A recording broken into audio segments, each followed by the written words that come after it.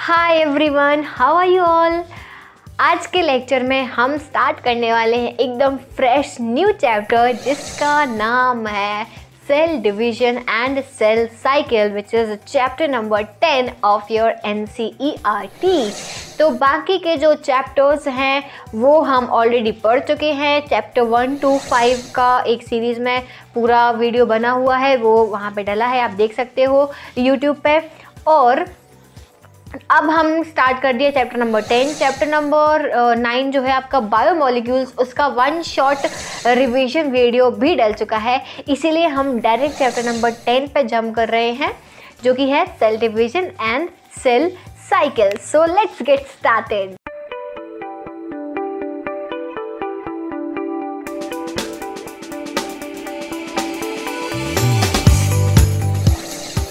चलिए तो आज की क्लास को हम शुरू करते हैं। सेल डिवीजन और सेल साइकिल। सेल डिवीजन, देखिए ये जो चैप्टर है सेल डिवीजन और सेल साइकिल, तो सेल डिवीजन और सेल साइकिल में हम बात किसकी करने वाले हैं? हम बात करेंगे सेल की, लिविंग सेल की बात करने वाले हैं। क्योंकि सेल डिवीजन का मतलब होता है जब DNA रेप्लिकेट करे और सेल ग्रोथ हो, उसको हम बोलते हैं सेल डिवीजन। यहाँ पे आपको प्रॉपर एक डेफिनेशन भी दिख रही होगी सेल डिवीजन की, ठीक है। यहाँ पे सेल साइकिल की डेफिनेशन देखिए। सेल साइकिल क्या है? यहाँ पे DNA रेप्लिकेशन जो हुआ, ग्रोथ जो हुई, ठीक है, वो एक प्रॉपर फेजेस के थ्रू हुई, ठीक है। कुछ स्टेजेस थी, कुछ फेजेस थे, उनके थ्रू हुई। तो DNA रेप्लिकेशन से लेके ग्रोथ होने तक और दो डॉटर सेल्स डिवाइड होने तक, ये जो पूरा प्रोसीजर चला है इसको हम बोलते हैं सेल साइकिल। तो cell division and cell cycle, clear और नॉट? क्लियर हो गई। अब आप ये सोच रहे होगे, एक बहुत इंटरेस्टिंग चीज़ मैं आपको बताती हूँ कि जो जितना भी कॉम्प्लिकेटेड ऑर्गेनिज्म है, कितना भी कॉम्प्लिकेटेड हो, that organism is made up of a single cell. That organism is made out of a single cell, ठीक है। जैसे कि ह्यूमन, एक ह्यूमन कैसे बनता है, ह्यूमन बीइंग का फॉर्मेशन कैसे होता है? सिंगल सेल जो होता है स्पर्म और single celled ovum, N and N when combined they form 2N, and this 2N then divides from zygote, then embryo, then baby, and then human being और an adult। यही बनता है ना, ऐसे ही फॉर्म होता है। तो एक सिंगल सेल से देख सकते हो कितना कॉम्प्लिकेटेड बिलियंस ऑफ सेल वाला एक बॉडी बन जाता है। सो सेल डिवीजन एक बहुत इंपॉर्टेंट प्रोसेस है क्योंकि इसी से आप बने हो, इसी से बाकी के लिविंग ऑर्गेनिजम्स बने हैं, ठीक है। तो डॉटर सेल्स का फॉर्मेशन होना, फिर डॉटर सेल्स वापस ग्रो करते हैं, ग्रो करके मैच्योर होते हैं and then they again divide. This is your cell division. ये पूरा प्रोसेस को हम सेल साइकिल बोलते हैं। सेल साइकिल में अरेंजमेंट्स होते हैं एक फॉर्म में, ठीक है, कॉन्सिक्यूटिव मैनर में फेजेस होते हैं, हम उन फेजेस की भी बात करेंगे। तो हम सबसे पहले एक ओवरव्यू देख लेते हैं, एक छोटा सा व्यू जो आपको बहुत ज़रूरी है समझना। तो इसमें एक मैं तुम्हें ओवरव्यू दे रही हूँ कि कैसे सारे फेजेस होते, मतलब किस चीज़ के अंदर कौन कौन सा फेज आता है। एक सिंपल सा ओवरव्यू जिससे कि तुम्हें एक शॉर्ट में पूरा चैप्टर समझ में आ जाए। हम आगे इसको धीरे धीरे करके डिटेल में भी पढ़ेंगे, तो डिटेल में मैं भी बाद में बताऊंगी। पहले एक ओवरव्यू समझ लो, फिर छोटे छोटे टॉपिक्स को हम कवर करेंगे। अब देखो यहाँ पे सबसे पहली चीज सेल डिवीजन, ठीक है। हम बात कर रहे हैं सेल डिवीजन की। सेल डिवीजन होता कैसे है? सेल डिवीजन होता है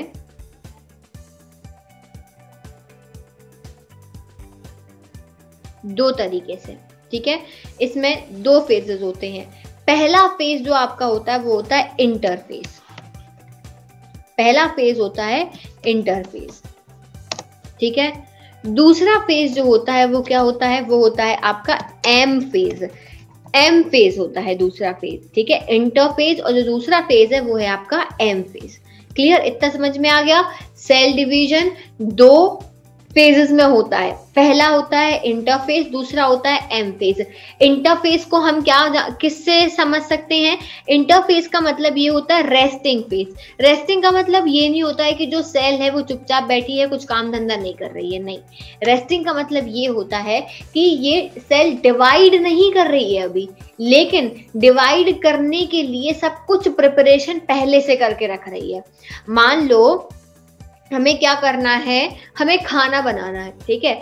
तो खाना बनाने के लिए सीधे आप रोटी नहीं बनाने रखते हो, क्या करोगे? सारी प्रिपरेशन करके रखोगे, सब्जियां काटोगे, पहले आटा आप गूंथ के रखोगे, ठीक है। उसके बाद में आप फाइनल गैस पे जब चढ़ाओगे तब वो सब्जी बनेगी, ठीक है। तभी आपकी जो आटा गूंदा है, रोटी को बेलोगे, तब जाके एक प्रोडक्टिव चीज आपकी आएगी, रोटी जो आप खाओगे फाइनली, ठीक है। तो यही है आपका क्या, ये एम फेज है। जब रोटी बन के आ गई खाने के लिए, वो एम फेज है। इंटरफेस क्या है? सिर्फ प्रिपरेशन। इंटरफेस क्या चल रहा है? सिर्फ प्रिपरेशन चल रही है। रोटी बनाने के लिए सब्जी नहीं चाहिए होता है, पर सब्जी रोटी खाओगे किसके साथ? सूखी रोटी खाओगे क्या? तो सब्जी के लिए सब्जी काटोगे, फिर बघारोगे उसको, फिर उसके बाद में खाओगे ना। रोटी बनाने के लिए सब्जी नहीं चाहिए होता, रोटी बनाने के लिए आटा चाहिए होता है, आटा को गूंदना पड़ता है, फिर जाके रोटी बनती है। सब्जी बनाने के लिए सब्जी चाहिए होती कच्ची, तो डायरेक्ट क्या ऐसे करोगे क्या कि डायरेक्ट लौकी उठाई, लो कढ़ाई में डाल दी हमने, खड़ी लौकी, लो बन गई लौकी, ऐसा होता क्या? नहीं ना। उसको छीलोगे, फिर उसके पीस करोगे, फिर उस कढ़ाई में बघार लगाओगे, फिर डालोगे ना। तो ये प्रिपरेशन कर रहे हो ना सब्जी बनाने की, कि सीधे लौकी उठाई, सीधी सीधी लौकी डाल दी कढ़ाई में, ऐसे नहीं करते हैं। तो मैंने दो एग्जाम्पल लिए, रोटी का भी और सब्जी का भी, दोनों बताए हैं, ठीक है। अब देखो, तो interface basically is your resting, इसको मैं टाइप कर देती हूँ, it is your resting phase. ये आपका रेस्टिंग फेज होता है। रेस्टिंग डजंट मीन दैट कि वो कुछ काम नहीं कर रहा है। रेस्टिंग मतलब कि ये सिर्फ मल्टीप्लाई नहीं कर रहा है, बट ये इसके अंदर सारी की सारी प्रोसेसेस जो है वो चल रही हैं, तैयारी कर रहा है, ठीक है। तो ये रेस्टिंग फेज, और इसको हम क्या बोलते हैं? नॉन डिवाइडिंग फेज भी बोलते हैं। इसको हम नॉन डिवाइडिंग फेज भी बोल देते हैं, ठीक है। अब देखो, अब हम एम फेज की बात कर लेते हैं, ठीक है। अब हम एम फेज की बात कर लेते हैं। एम फेज क्या है? एम बोले तो मल्टीप्लाई फेज, जिसमें मल्टीप्लिकेशन हो रहा है, सेल डिवाइड हो रही है, ये आपका एम फेज है, ठीक है। एम मतलब मल्टीप्लाई, एम को आप बोलोगे ये मल्टीप्लिकेशन फेज है, इसमें हम मल्टीप्लिकेशन कर रहे हैं, मल्टीप्लाई कर रहे हैं। अब इसमें मियोसिस भी होगा, इसमें माइटोसिस भी होगा, वो मैं बताती हूँ, रुको अभी। इसको हम बोलेंगे डिवाइडिंग फेज। इसको हम क्या बोलेंगे? डिवाइडिंग फेज, क्योंकि इसमें डिवीजन हो रहा है, डिवाइडिंग या फिर मल्टीप्लिकेशन या फिर मल्टीप्लाई फेज, जिसमें मल्टीप्लाई हो रहा है या डिवाइड हो रहा है, तो ये फेज हो गया। अब देखो, कोई भी चीज डिवाइड हो रही है ना, अब चाहे उसमें मियोसिस हो चाहे माइटोसिस हो, हमेशा वो दो टाइप में ही डिवाइड होगी। वो दो टाइप कौन कौन से हैं ये भी समझ लो। दो टाइप जो है वो कुछ इस तरह से होंगे, इसको आप लोग ड्रॉ करते जाना अपनी कॉपी में, ठीक है, ध्यान से इसको ड्रॉ कर लेना। तो ये हमेशा दो टाइप से होगा। पहला होगा आपका कैरियोकाइनेसिस। कैरियोकाइनेसिस, ये कई बार आपने सुना होगा पढ़ते हुए कि मैंने कैरियोकाइनेसिस समझाया है। What is karyokinesis? Division of nucleus. Nucleus का डिवीजन होना, तो पहले कैरियोकाइनेसिस होगा, न्यूक्लियस डिवाइड होगा, उसके बाद में साइटोप्लाज्म डिवाइड होगा, तो उसको हम क्या बोलेंगे? साइटोकाइनेसिस।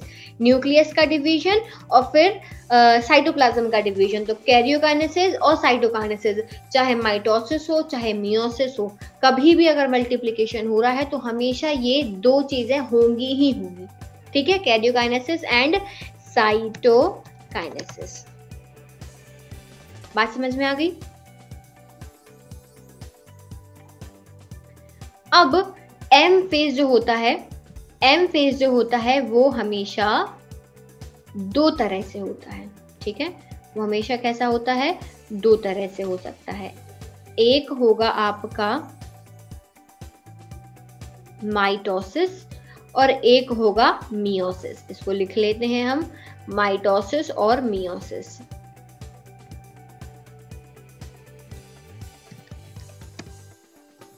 माइटोसिस हो गया, और एक होता है मियोसिस। क्लियर? अब देखो, अब अगर हम माइटोसिस और मियोसिस की बात करें तो मियोसिस की सबसे पहले हम बात कर लेंगे। मियोसिस ना हमेशा दो तरीके से होगा। मियोसिस, इसमें भी हम एरो लगा लेते हैं। इस पूरे फ्लो चार्ट को, ये पता क्या है, ये एक रिवीजन है। तो मैं बता रही थी कि मियोसिस हमेशा दो फेजेस में होता है, ठीक है। एक होता है मियोसिस 1 और दूसरा होता है मियोसिस 2। मियोसिस 1 और दूसरा होता है मियोसिस 2, ठीक है। दो तरीके का होता है। अब जब हम मियोसिस 1 और मियोसिस 2 की बात करें तो मियोसिस 1 में क्या क्या आ जाएगा, बताते हैं हर्ष, मैं वही बता रही हूं कि क्या होता है। पहले माइटोसिस होता है, फिर मियोसिस होता है। तो यहाँ पे मैं मियोसिस का बता रही हूँ कि मियोसिस में क्या क्या चीजें आती हैं, ठीक है। तो मियोसिस में आता है आपका प्रोफेज 1, फिर मियोसिस 1, हाँ, प्रोफेज 1, मेटाफेज 1, फिर एनाफेज 1 और फिर आता है टीलोफेज 1। ध्यान रखना, प्रोफेज, मेटाफेज, एनाफेज, टीलोफेज, ये जो सीक्वेंस चल रहा आ रहा है ना, PMAT, यही सीक्वेंस चलेगा हमेशा, ठीक है। टीलोफेज 1, तो कभी भी ये सीक्वेंस चेंज नहीं होगा। याद करने के लिए तुम ऊपर नीचे कर दो, बात अलग है, लेकिन जब डिवीजन होता है तो सीक्वेंस हमेशा यही रहता है। अब अगर हम सेम यहाँ बात करें मियोसिस 2 की, तो उसमें क्या होगा बताओ। ऑब्वियसली यहाँ पे 1 था तो यहाँ पे 2 होने वाला है। प्रोफेज 2, मेटाफेज 2, पूरा नहीं लिख रही हूं मैं, एनाफेज 2 और टीलोफेज 2। आपका माइटोसिस क्या होता है? माइटोसिस में क्या होगा? माइटोसिस तो सिंपल सा है, माइटोसिस में कुछ ऐसा टिपिकल नहीं है। माइटोसिस को अगर हम समझें तो इसको इस तरीके से समझते हैं, चलो यहीं पे बना दे रही हूं मैं। माइटोसिस में सिंपल सी चीजें हैं, जो यहाँ पे स्टेजेस चलते आ रहे थे वही यहाँ पे होंगे। बस डिफरेंस ये है कि ये दो पार्ट में डिवाइड नहीं होता है, इसमें सिर्फ होगा आपका प्रोफेज, दूसरा आ जाएगा आपका मेटाफेज, तीसरा आ जाएगा आपका एनाफेज और चौथा आ जाएगा आपका टीलोफेज। दैट्स इट, बस इतना ही है। बिल्कुल कॉम्प्लिकेटेड नहीं है, कहीं पे भी किसी भी पार्ट को मिक्सअप नहीं करना है। माइटोसिस, मियोसिस, ये चार्ट मैं इसीलिए ही बता रही हूँ कि कुछ मिक्सअप ना हो जाए, नहीं तो हम पढ़ते जाएंगे और तुम लोग सब खिचड़ी बना दोगे फिर उसकी आखिरी में, ये एनाफेज 2 क्या, फेज 2, ये तू कुछ भी कर दोगे। मिक्स नहीं करना है इसको, एक प्रॉपर एक सेपरेट वे में ना पढ़ के रखना है कि कुछ भी मिक्स ना हो, बहुत जरूरी है। ये चैप्टर है बहुत इजी, लेकिन फालतू में कॉम्प्लिकेटेड बना के रख देते हैं क्योंकि हमें एक प्रॉपर सीक्वेंस नहीं पता होता है। कहीं का कहीं कुछ भी ऐड करके हमें याद हो जाता है आधा अधूरा और वो खिचड़ी बन जाती है। अब देखो थोड़ी सी चीजें और हैं, इन्हीं सारी चीजों को हम आगे जाके डिटेल में पढ़ने वाले, इन सारी चीजों को एक एक करके डिटेल में पढ़ेंगे। अभी बेसिक समझो, बेसिक समझना बहुत जरूरी है। बेसिक समझो पहले इसका, तभी हम इसके आगे बढ़ेंगे। अब देखो इंटरफेज की अब हम बात करें, इंटरफेज को भी हम 3 पार्ट में डिवाइड करेंगे। इंटरफेज को हम 3 पार्ट में डिवाइड करेंगे।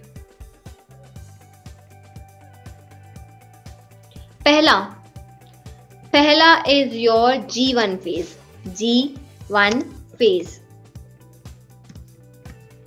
पहला G1 फेज।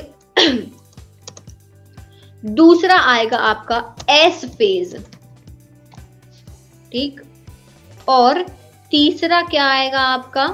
तीसरा आएगा G2 फेज। ठीक है, G1, S एंड G2 तीन फेजेस आएंगे। अब G1 फेज को हम क्या भी बोलते हैं, इसको हम गैप फेज भी बोलते हैं, गैप फेज। इसको बोलेंगे सिंथेसिस फेज, और G2 को क्या बोलेंगे, ये है आपका गैप 2 फेज। क्लियर, इतना समझ में आ गया बहुत अच्छे से। इंटरफेस, रेस्टिंग फेज होता है, नॉन डिवाइडिंग फेज होता है, तीन इसके पार्ट्स होते हैं, G1, S and G2 phase. Clear हो गया। अब G1 फेज में एक ओवरव्यू बस समझो, ओवरव्यू समझ रहे हैं हम, डिटेल बाद में बताऊंगी, अभी बताती हूँ थोड़ी देर में। G1 फेज में क्या होता है, G1 फेज जो होता है वो मेटाबॉलिकली एक्टिव फेज होता है, मतलब कि मेटाबॉलिज्म, सेल के अंदर बहुत सारा मेटाबॉलिज्म चल रहा है, बहुत सारे केमिकल रिएक्शंस काम कर रहे हैं वहां पे, ठीक है, तो ये होता है metabolically active phase. This is your metabolically active phase, ठीक है, मेटाबॉलिकली एक्टिव होता है। फिर दूसरा, इसमें ग्रोथ दिखती है, ग्रोथ है, डिवीजन नहीं है, इसमें सिर्फ ग्रोथ दिख रही है। ध्यान रखना, इंटरफेस की बात हो रही है, नॉन डिवाइडिंग फेज है, मिक्सचर मत कर देना इसका। G1 फेज में सिर्फ ग्रोथ होती है, मेटाबॉलिकली एक्टिव होता है और कीप इटसेल्फ हेल्दी, अपने आप को फालतू के किसी पैथोजन अटैक से बचा के अपने आप को हेल्दी बना के रखता है। आप अगर एग्जाम देने जा रहे हो, ठीक है, आपने एग्जाम की प्रिपरेशन की हुई है, ठीक है, एग्जाम की प्रिपरेशन करके रखी हुई है, और एग्जाम के अगर 1 महीने पहले आपको कोई बीमारी हो जाए, टाइफाइड हो जाए मान लो, तो क्या होगा, टाइम वेस्ट हो जाएगा, आप पढ़ नहीं पाओगे, रिवीजन नहीं कर पाओगे, पूरे साल की मेहनत बर्बाद। तो ये बहुत जरूरी होता है कि आप मेटाबॉलिकली एक्टिव हो, आपके अंदर ग्रोथ भी हुई है, लेकिन बहुत इंपॉर्टेंट चीज होती है कि आप अपने आप को हेल्दी रखो, तभी आप जाके फाइनल एग्जाम लिख पाओगे। बीमार हो जाओगे तो एग्जाम बिगड़ जाएगा, ठीक है, मार्क्स अच्छे नहीं आएंगे, तो डिवीजन नहीं बनेगा, डिवीजन होगा ही नहीं, ऐसे सेल में होता है। अगर सेल हेल्दी नहीं होगा, ठीक है, हेल्दी नहीं होगा तो डिवीजन नहीं होगा, सेल रप्चर हो जाएगा। तो बहुत जरूरी होता है कि अपने आप को हेल्दी रखना है। तो G1 फेज ये काम करता है कि सेल को हेल्दी रखे, ठीक है। तो क्या करेगा, कीप इटसेल्फ हेल्दी। इतना अच्छा ये फ्लो चार्ट ना कहीं नहीं मिलने वाला तुम लोगों को, बहुत अच्छे से लिख लेना इसको कहीं पे।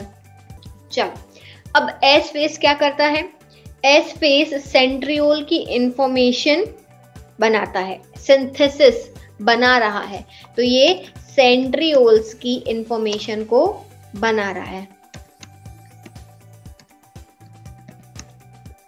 और डीएनए रेप्लिकेशन की तैयारी कर रहा है, डीएनए रेप्लिकेशन की तैयारी कर रहा है। ये है आपका एस फेज, ठीक है। अब G2 क्या करता है, G2 करेगा प्रोटीन सिंथेसिस, G2 क्या करेगा, प्रोटीन सिंथेसिस। क्लियर और नॉट? एक बार फिर से सुन लो, ठीक है, एक बार वापस सुन लो। सेल डिवीजन और सेल साइकिल। सेल डिवीजन का मतलब होता है कि जब डीएनए रेप्लिकेशन हो और सेल ग्रोथ हो, ठीक है, एक डीएनए से दूसरा बने, उसको हम सेल डिवीजन बोलते हैं। और जब सेल डिवीजन के टाइम पे, ठीक है, सेल डिवीजन के टाइम पे जो प्रोसेस चल रही है, जो फेजेस चल रहे हैं, जो स्टेजेस हैं, ठीक है, फर्स्ट से लेके last stage till the time of formation of 2 daughter cells, ठीक है, उसको हम बोलते हैं, उस फॉर्मेशन को, उस प्रोसेस को हम बोलते हैं सेल साइकिल, ठीक है। अब जो सेल डिवीजन होता है उसको हम 2 टाइप से डिवाइड करते हैं, इंटरफेज और एम फेज। इंटरफेज जो होता है वो रेस्टिंग फेज होता है, और क्या होता है, ये नॉन डिवाइडिंग फेज होता है, ये डिवाइड नहीं कर रहा, डिवाइडिंग स्पेलिंग करेक्ट कर लेना। एम फेज क्या होता है? एम फेज डिवाइडिंग फेज होता है, मल्टीप्लाई फेज होता है। एम फेज माइटोसिस भी हो सकता है, मियोसिस भी हो सकता है।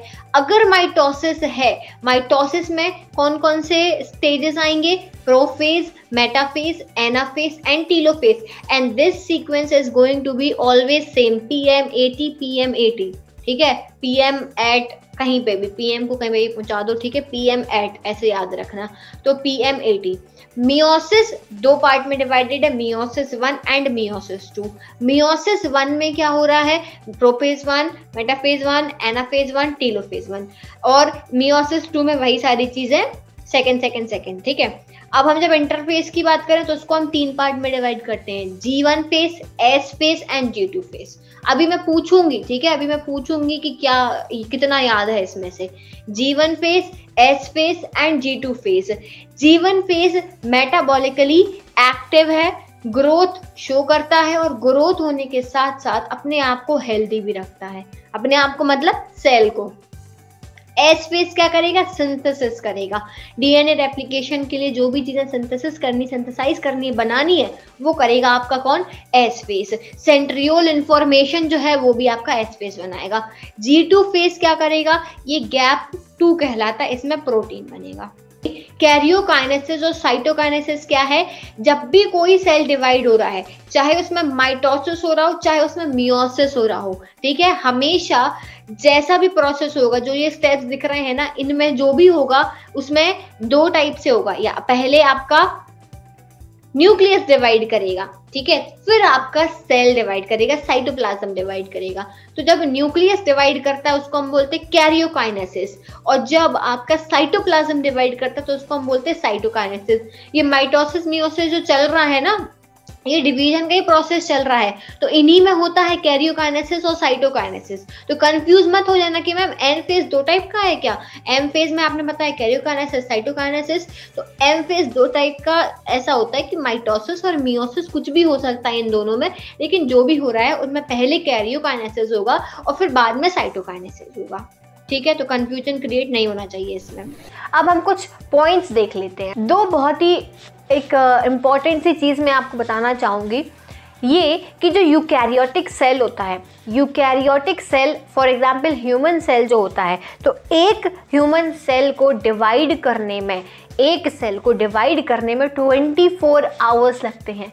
Human cell takes 24 hours to divide. ठीक है, अब हम बात करेंगे किसकी? ईस्ट की। ईस्ट को सिर्फ 90 मिनट्स लगते हैं सेल डिवीजन करने में, सेल साइकिल कंप्लीट करने में। बात समझे कि ह्यूमन की जो साइकिल होती है वो 24 आवर्स की होती है। 24 आवर्स में एक सेल रेप्लिकेट होता है। जब आप उसको किसी मीडियम में एक सेल को लेके ग्रो करोगे और आप उसका सेल डिवीजन का टाइमिंग चेक करोगे ना, तो पता चलेगा कि वो 24 आवर्स में डिवाइड कर रहा है। यूकैरियोटिक सेल है। क्यों ज़्यादा टाइम लग रहा है? क्योंकि यूकैरियोटिक सेल है, कॉम्प्लिकेटेड सेल है, ऑर्गेनेलीज ज़्यादा है। वहीं हम ईस्ट की बात करें तो ईस्ट को 90 मिनट्स लग रहे हैं रेप्लिकेट करने के लिए। ठीक है, सेल को रेप्लिकेट करने के लिए।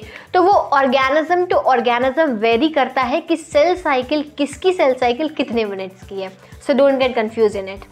सेल साइकिल को हम बेसिकली 2 टाइप से डिवाइड करते हैं, इंटरफेज और एम फेज। तो हम बात करेंगे इंटरफेज की। So let's pick the interphase here. Interphase की बात करेंगे अब। The interphase lasts more than 95% of the duration of life cycle। मतलब कि जो इंटरफेज होता है बच्चों, वो 95% ऑफ सेल साइकिल का टाइम लेता है। मान लो ह्यूमंस में अगर 24 आवर्स में एक सेल डिवाइड कर रही है, दैट मीन्स कि उसमें 24 आवर्स का 95% जाएगा सिर्फ इंटरफेस में। इंटरफेस में ही सारी चीज़ें हो रही हैं, है ना। और उसके बाद में जो बाकी का 5% बचा, मतलब 1 घंटा, 23 घंटे इंटरफेज हुआ, और जो लास्ट 1 आवर बचा है ना, उसमें सेल डिवाइड कर जाएगा, मतलब मल्टीप्लाई कर जाएगा, एम फेज हो जाएगा। तो एम फेज में चीज़ें ज़रूर ज़्यादा हैं, लेकिन वो फास्ट है ना, वो फास्ट है, 1 घंटे में हो रहा है। लेकिन जो इंटरफेज है वो 23 आवर्स ले रहा है। ठीक है, समझ गए बात को। अब हम इंटरफेस को डिवाइड करने वाले हैं। इंटरफेस का डिवीजन देखो, G1 phase, S phase and G2 phase. G1 phase को हम क्या बोलते हैं? Gap 1। S phase synthesis phase, G2 phase gap 2।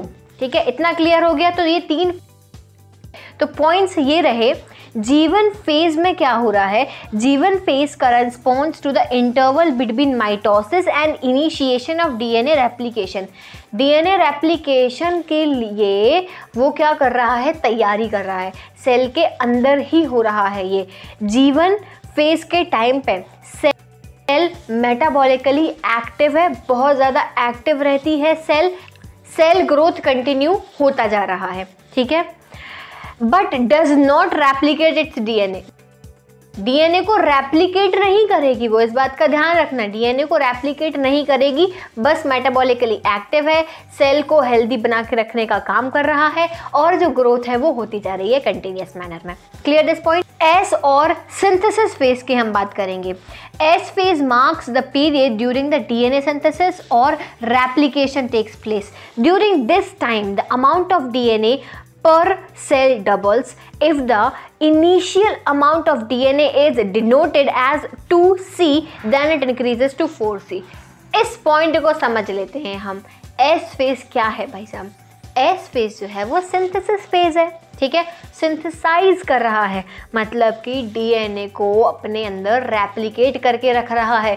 Cell divide नहीं हुआ है, डीएनए का कॉपी बना लिया। कैसे? ये चीज़ समझना। अगर मान लो सेल के अंदर 2C डीएनए प्रेजेंट है तो वो उसको डबल कर देगा, 2C का 4C हो जाएगा। समझ रहे हो? 2C का 4C हो जाएगा।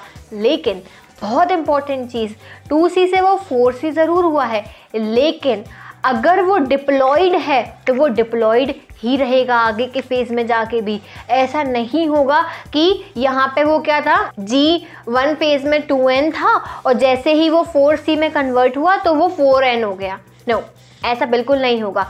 2N है, डिप्लॉयड है, तो वो डिप्लॉयड ही रहेगा। ध्यान रखना इस बात का, बहुत इंपॉर्टेंट पॉइंट है। Next is your now next S phase में और क्या हो रहा है? एस फेज में सेंट्रियोल्स जो हैं, सेंट्रियोल्स का सिंथेसिस हो रहा है। सेंट्रियोल्स जो हैं वो क्या कर रहे हैं? सेंट्रियोल्स बन रहे हैं, डुप्लीकेट कर रहे हैं। डीएनए रेप्लिकेशन यहाँ पे स्टार्ट हो जाता है न्यूक्लियस के अंदर ही। ठीक है, centriole duplicates in cytoplasm and DNA replication begins in the nucleus. ठीक है, अब हम आते हैं G2 फेज पे। G2 फेज क्या कर रहा है? G2 फेज कुछ नहीं कर रहा है, प्रोटीन सिंथेसिस कर रहा है और सेल ग्रोथ को बनाए रख रहा है। That's it. G2 phase protein synthesis करेगा, ठीक है, और क्या करेगा? बाकी के रिएक्शंस को बोलेगा चलते रहो भाई, चलते रहो, और क्या करेगा? सेल ग्रोथ को कंटिन्यू रखेगा। अब थोड़ा सा एक इम्पॉर्टेंट चीज़ मैं आपको बताऊंगी। हम G0 फेज की बात करने वाले हैं, जिसे हम क्वेश्चन स्टेज, क्वेश्चन फेज भी बोलते हैं। इसको समझते हैं कुछ पॉइंट्स के थ्रू। कुछ ऐसे सेल्स होते हैं, some cells in the adult animal do not appear to exhibit division. कुछ ऐसे सेल्स होते हैं जिनमें डिवीजन नहीं होता है, जैसे कि हार्ट सेल, ये डिवाइड नहीं करेंगे। और कुछ ऐसे सेल्स होते हैं जो ओकेजनली डिवाइड करते हैं। ओकेजनली मतलब कि फॉर एग्जाम्पल आपको इंजरी हो गई या आपको कुछ लग गया, घाव हो गया है। ठीक है, अब घाव कैसे भरता है? कोई भी घाव अगर भरना है तो उसमें सेल्स का फॉर्मेशन होता है, राइट? सेल डिवीजन होगा तब तो सेल फॉर्मेशन होगा। तो सेल डिवीजन हुआ, सेल्स बने, और अब उन सेल्स को पॉज करना है कि बस भाई मेरा घाव जो है वो भर चुका है, बिल्कुल ठीक हो चुका है, अब रुक जाओ। तो जो पॉज होता है ना, वो होता है G0 फेज, क्वेश्चन फेज। एक बार इसकी डेफिनेशन समझो। Cells that do not further exit G1 phase to enter an inactive stage called question stage or G0 of the cell cycle. Cells in this stage remain metabolically active but no longer proliferate unless called on to do so depending on the requirement of the organism. बात समझ में आ गई? G0 phase क्या है? G0 phase, जैसा कि मैंने अभी बताया, कि एक ऐसा फेज होता है जहाँ पे सेल जो है वो है तो मेटाबॉलिकली एक्टिव। ऐसा नहीं कि यहाँ के सेल्स जो है इंजरी भरने के बाद में काम नहीं करेंगे, they are going to be metabolically active, पर इतनी सी बात है कि वो डिवाइड नहीं करेंगे। ठीक है, इसको हम जी नॉट फेज में बोलते हैं। ऐसे कुछ सेल्स होते हैं जो क्या ओकेजनली उन्हें डिवाइड करने की ज़रूरत पड़े, ठीक है, हर टाइम उन्हें डिवाइड नहीं होना, ओकेजनली, तो उन्हें हम क्या बोलते हैं, जी नॉट फेज में, जी नॉट स्टेज के थ्रू वो जो सेल्स होते हैं ना, उन्हीं में जी नॉट स्टेज आपको देखने को मिलता है। यहाँ तक क्लियर हो गया। एक और इम्पॉर्टेंट पॉइंट है that in animals mitotic cell division is only seen in diploid somatic cell. और अगर हम प्लांट्स की बात करें, so plants can show mitotic division in both haploid and diploid form. बाकी हम इसको बाद में इसको अच्छे से समझ लेंगे कि हैप्लॉइड डिप्लॉइड क्या है। ये मैंने बताया है वैसे कि ऑल्टरेशन ऑफ जनरेशन जो होता है, हैप्लॉइड से डिप्लॉइड बनना, डिप्लॉइड से हैप्लॉइड बनना, ये ऑल्टरेशन ऑफ जनरेशन होता है। तो प्लांट्स में ये चीज़ दिखती है, हैप्लॉइड डिप्लॉइड डिप्लॉइड हैप्लॉइड, लेकिन एनिमल्स में क्या होता है, सिर्फ हैप्लॉइड स्टेज होता है, हैप्लॉइड सोमैटिक सेल्स का ही फॉर्मेशन होता है। Is that clear? तो यहाँ पे हमने क्या कंप्लीट कर लिया, हमने बेसिक इंट्रोडक्शन देखा सेल डिवीजन सेल साइकिल का, और हमने इंटरफेज पूरा डिटेल में कंप्लीट कर लिया। आगे की क्लास में हम पढ़ेंगे एम फेज और उसे हम डिटेल में समझेंगे। बहुत छोटा सा चैप्टर है, बहुत इजी चीज़ें हैं, डोंट मेक इट कॉम्प्लिकेटेड। वो जो मैंने फ्लो चार्ट समझाया था, उस फ्लो चार्ट को बहुत अच्छे से ध्यान रखना और उसको याद कर लेना, कॉपी में उसको बार बार ड्रॉ करके देखना, और अगर एग्जाम में ऐसा कुछ क्वेश्चन आता है ना, तो वो फ्लो चार्ट बना के ज़रूर आना। तो मैंने स्पेशली आपके लिए प्रिपेयर करा है जिससे कि आपको ये चैप्टर का ओवरव्यू हमेशा याद रहे, ठीक है। तो गड़बड़ मत करना, और अभी तक अगर सब्सक्राइब नहीं करा है तो प्लीज़ सब्सक्राइब आवर चैनल और लाइक करके जाना, और कमेंट सेक्शन में अपने डाउट्स आप पूछ सकते हो। तो see you soon in the next class. Bye bye everyone.